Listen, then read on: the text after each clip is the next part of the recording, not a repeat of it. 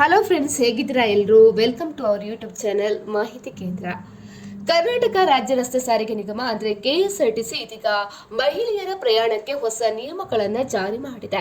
ಸುರಕ್ಷತೆ ಮತ್ತು ಪ್ರಯಾಣದ ಅನುಕೂಲತೆಯನ್ನು ಹೆಚ್ಚಿಸಲು ಇದೀಗ 4 ಪ್ರಮುಖ ಹೊಸ ನಿಯಮಗಳನ್ನು ಜಾರಿಗೆ ಮಾಡಿರುವಂಥದ್ದು. ಸೊ ಈ ನಿರ್ಧಾರಗಳು ಸಾರ್ವಜನಿಕ ಸಾರಿಗೆಯನ್ನ ಇನ್ನಷ್ಟು ಜನಸ್ನೇಹಿ ಮಾಡುವ ಉದ್ದೇಶದಿಂದ ಜಾರಿಗೆ ಮಾಡಿದೆ. ಹಾಗಿದ್ರೆ ಯಾವುದೆಲ್ಲ ಹೊಸ ನಿಯಮ ಅಂತ ತಿಳಿಯಲು ವಿಡಿಯೋವನ್ನ ಕಂಪ್ಲೀಟ್ ಆಗಿ ನೋಡಿ.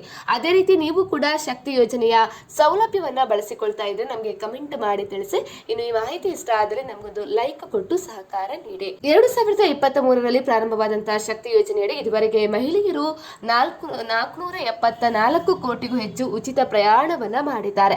ಈ ಉಚಿತ ಪ್ರಯಾಣದ ಒಟ್ಟು ಮೌಲ್ಯ 11,994 ಕೋಟಿಗೂ ಹೆಚ್ಚಾಗಿದೆ. ಸೊ ಯಾವುದೆಲ್ಲ ಹೊಸ ನಿಯಮ ಅಂತ ಹೇಳಿದ್ರೆ, ಮಹಿಳೆಯರಿಗೆ ಕಡ್ಡಾಯ ನಿಲುಗಡೆ ಅಂದ್ರೆ ಬಸ್ಗಳು ನಿಲುಗಡೆಗಳಲ್ಲಿ ಮಹಿಳಾ ಪ್ರಯಾಣಿಕರನ್ನ ಹತ್ತಿಸಿಕೊಳ್ಳದೆ ಹೋಗ್ತಾ ಇರುವ ಬಗ್ಗೆ ದೂರುಗಳು ಹೆಚ್ಚಾಗ್ತಾ ಇವೆ. ಅಂದ್ರೆ ಕೆಲವೊಂದು ಕಡೆ ಬಸ್ ಸ್ಟಾಪ್ ನೀಡ್ತಾ ಇಲ್ಲ ಅಂತ ಹೇಳಿ ದೂರುಗಳು ಹೆಚ್ಚಾಗ್ತಾ ಇರುವಂತದ್ದು. ಈಗ ಕೆಎಸ್ಆರ್ಟಿಸಿ ಸಿಬ್ಬಂದಿಗೆ ನಿಲುಗಡೆಗಳಲ್ಲಿ ಮಹಿಳೆಯರು ಇದ್ರೆ ಕಡ್ಡಾಯವಾಗಿ ನಿಲ್ಲಿಸಬೇಕು ಅಂತ ಹೇಳಿ ಸ್ಪಷ್ಟ ಆದೇಶವನ್ನು ನೀಡಲಾಗಿದೆ. ಸೊ ಎರಡನೇದಾಗಿ, ಪ್ರಯಾಣಿಕರ ಸುರಕ್ಷತೆಯನ್ನ ಖಚಿತಪಡಿಸಿಕೊಳ್ಳಲು ಬಸ್ನ ಫುಟ್ಬೋರ್ಡ್ ಮೇಲೆ ನಿಂತು ಪ್ರಯಾಣಿಸುವುದನ್ನು ಸಂಪೂರ್ಣವಾಗಿ ನಿಷೇಧ ಮಾಡಲಾಗಿದೆ. ಸೊ ಈ ನಿಯಮವು ಕೂಡ ಎಲ್ಲಾ ಪ್ರಯಾಣಿಕರಿಗೂ ಅನ್ವಯವಾಗುತ್ತೆ. ಸೊ ಮೂರನೇದಾಗಿ, ದೃಷ್ಟಿಹೀನರಿಗೆ ಧ್ವನಿ ಸ್ಪಂದನ ಅಂದ್ರೆ ದೃಷ್ಟಿಹೀನ ಪ್ರಯಾಣಿಕರ ಅನುಕೂಲಕ್ಕಾಗಿ ಕೆಎಸ್ಆರ್ಟಿಸಿ ಇದೀಗ ಹೊಸ ಧ್ವನಿ ಸ್ಪಂದನ ವ್ಯವಸ್ಥೆಯನ್ನ ಪರಿಚಯಿಸಿದೆ. ಈ ವ್ಯವಸ್ಥೆಯು ಬಸ್ ಮಾರ್ಗ, ಬಾಗಿಲು ಮತ್ತು ಸೀಟುಗಳ ಬಗ್ಗೆ ಆಡಿಯೋ ಮೂಲಕ ಮಾಹಿತಿಯನ್ನ ನೀಡ್ತಾ ಇರುವಂತದ್ದು.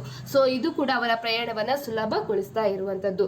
ಸೊ ಈ ಕ್ರಮಗಳು ಮಹಿಳೆಯರಿಗೆ ಮತ್ತು ಎಲ್ಲಾ ಪ್ರಯಾಣಿಕರಿಗೆ ಸುರಕ್ಷಿತ, ಸುಗಮ ಮತ್ತು ಸುಧಾರಿತ ಸಾರಿಗೆ ವ್ಯವಸ್ಥೆಯನ್ನು ಒದಗಿಸುವ ಬದ್ಧತೆಯನ್ನ ನೀಡ್ತಾ ಇರುವಂತದ್ದು. ಸೊ ಈ ಯೋಜನೆಗಳು ಕೂಡ ಬಹಳಷ್ಟು ಮಹಿಳೆಯರಿಗೆ ಸಹಾಯಕವಾಗ್ತಾ ಇರುವಂತದ್ದು. ಸ್ನೇಹಿತರೆ, ನಾವು ಮಾಡಿರುವಂತಹ ವಿಡಿಯೋ ನಿಮ್ಗೆ ಇಷ್ಟ ಆದಲ್ಲಿ ಕೂಡಲೇ ನಮ್ಮ ಮಾಹಿತಿ ಕೇಂದ್ರ ಯೂಟ್ಯೂಬ್ ಚಾನೆಲ್ ಅನ್ನ ಸಬ್ಸ್ಕ್ರೈಬ್ ಮಾಡ್ಕೊಳ್ಳಿ. ಅದೇ ರೀತಿ ಏನೇ ಡೌಟ್ ಇದ್ರೂ ಕೂಡ ನಮ್ಮ ಜೊತೆ ಕಮೆಂಟ್ ಮಾಡಿ ಕೇಳಿ. ಇನ್ನು ಈ ವಿಡಿಯೋ ಇಷ್ಟ ಆದಲ್ಲಿ ವಿಡಿಯೋಗೊಂದು ಲೈಕ್ ಕೊಟ್ಟು ಪ್ರೋತ್ಸಾಹ ನೀಡಿ.